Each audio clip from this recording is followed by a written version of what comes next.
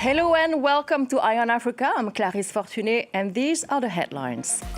Donald Trump makes a historic comeback as the new president-elect of the United States. He promised a golden age for America. We'll discuss what it could mean for Africa's economy. Both the DR Congo and Ugandan foreign ministers agree at least on one thing in a conflict with the M23 rebels: the need for warring parties to respect a ceasefire in eastern DRC. The right path is a search for peace, says the Angolan mediator. A tribute to migrants who died at sea. A Tunisian artist has been collecting objects thrown out by the ocean. Donald Trump is now set to be the 47th president of the United States. An election long predicted to be too close to call, in the end, turned out to be a comfortable win. Uganda has been particularly happy about Donald Trump's victory. The country has been under numerous sanctions under the Biden administration imposed on officials and military personnel for corruption and human rights violations. Some high-ranking officials are hoping for a change. Details from Clément Di Roma. Donald Trump's re-election in the United States was celebrated by Uganda's Speaker of Parliament, Anita Among, who claims the Trump administration will lift the sanctions for corruption against her, tied to a public fund embezzlement scandal. She's now banned from traveling to the US. The chief of the army and son of Ugandan President Museveni, General Kainerugaba, also congratulated Trump. He had previously criticized US sanctions and even threatened to expel the American ambassador just last month. Several Ugandan police officers, senior military officials and ministers remain sanctioned by Washington as the Biden administration criticized Kampala for alleged torture of political opponents, ongoing corruption, and a highly controversial anti-LGBTQ+ law. This law, one of the world's most repressive, has led Uganda's partners, including the US, to withdraw hundreds of millions of euros in development aid. So we know when America sneezes, the world catches a cold. So what kind of relationship should we expect with Africa with the return of Donald Trump to power, who never really shown any interest for the continent? With me now is Zab Usman. She's from Carnegie Endowment for International Peace. She joined us from Washington, D.C. Zab, welcome. So how is it going to affect the current relationship with the continent? Great. Well, thank you very much for having me. I believe we're all processing the results of this election.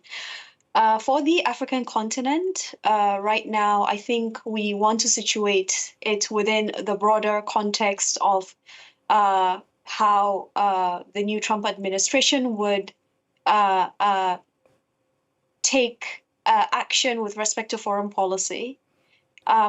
It seems as if the Trump administration is on course for a very decisive, unambiguous victory in terms of both securing the Electoral College votes as well as securing the popular votes, and his party controlling the Senate in the US Congress and potentially the House of Representatives. So that means that President-elect Trump will have wide leeway to implement a very ambitious, if he so chooses, domestic and foreign policy agenda, meaning that for the African continent as well, there could be significant shifts in U.S. approach to the continent. So that would be really one important thing to mention by way of contextualizing where we're at right now. And Donald Trump, he promised to reinforce a protectionist policy, and we know that this African Growth and Opportunity Act, which might be in peril. This trade agreement offers duty-free access to the U.S. market for certain products and for certain African countries. I would say that what we've heard so far from the Trump orbit and the Trump camp and the advisors working for him, as well as the Project 2025 Mandate for Leadership document, is that there will be a somewhat different approach to engaging with Africa. One element of that approach is that there will be less emphasis on governance and human rights and areas related to democracy promotion. That was stated very, very clearly in the document, which is quite different from the way the current outgoing Biden administration has framed his policy agenda, and certainly the foreign policy dimension of that agenda.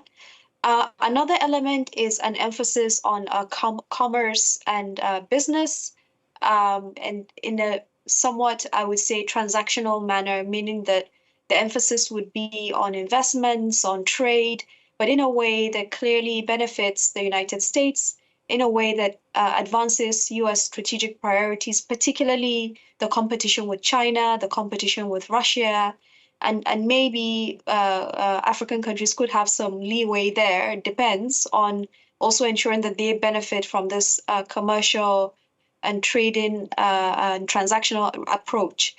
The third element I think that I would emphasize upon is that we're likely to see relations with specific countries on the continent change.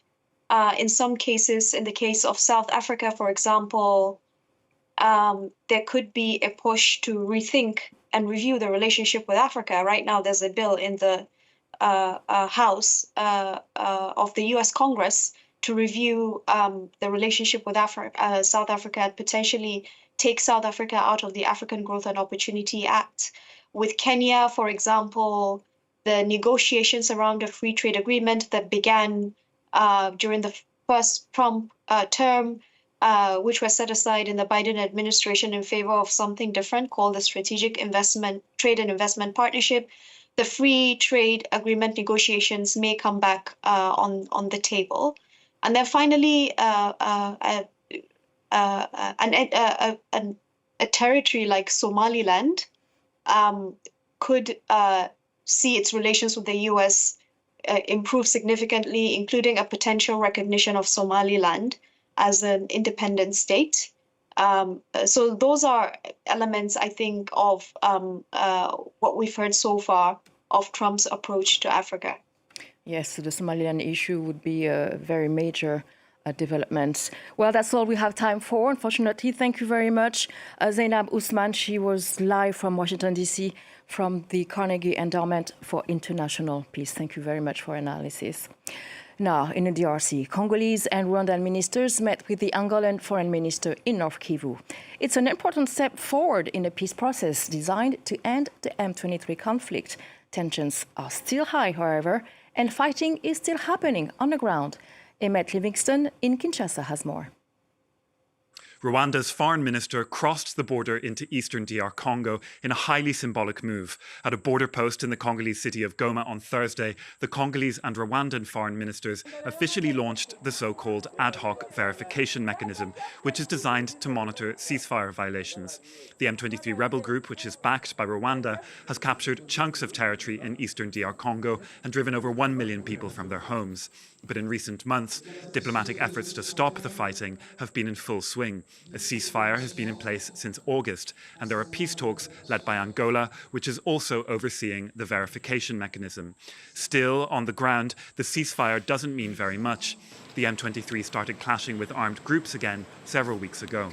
We expected the Luanda roadmap to be respected, meaning the immediate withdrawal of RDF and the cancelment of M23 elements. But all that has been disregarded.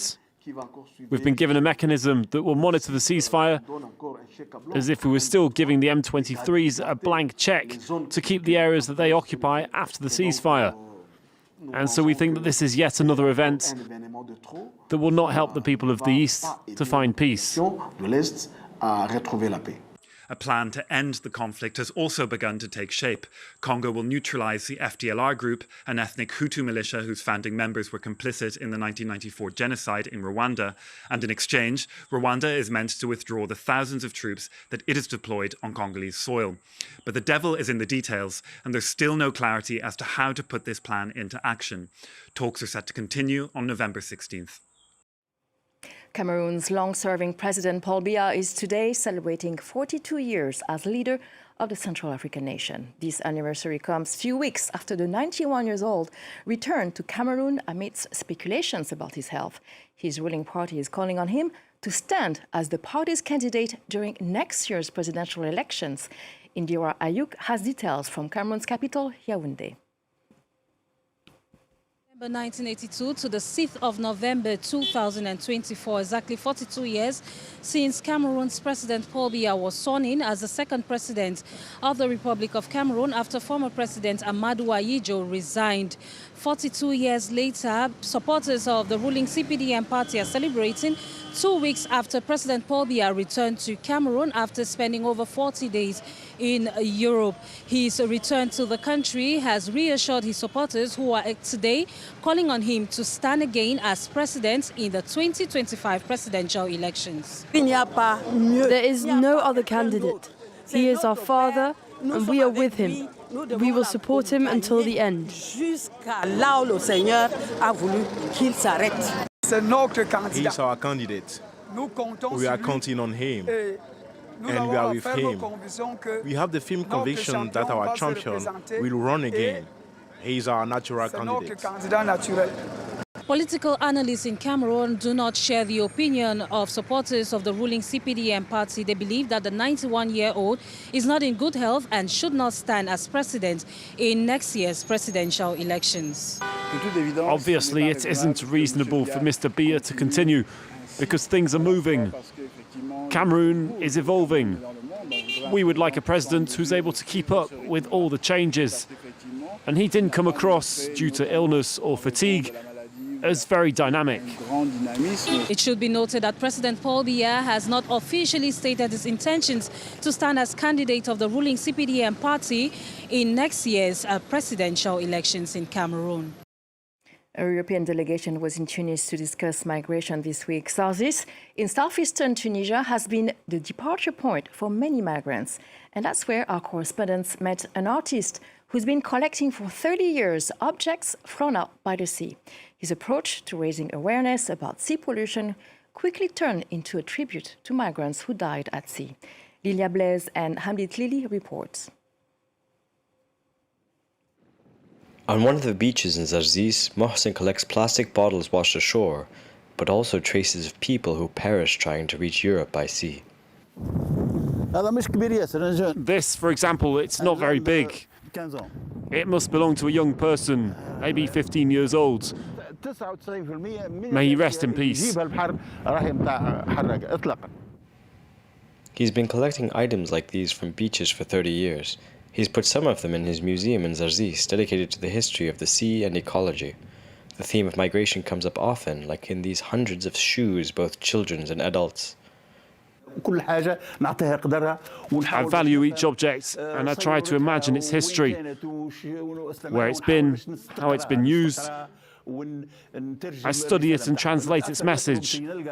I'm really affected when I find little girls' clothes or little boys' shoes, especially when I find flip-flops worn down in a way where the person who crossed faced very hard challenges crossing the Libyan deserts.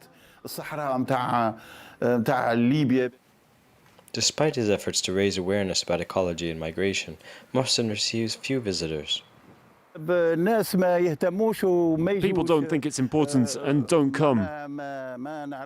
I don't understand. The museum is always open and free for all. Visitors would find an environmental and humanitarian message directed to the whole world.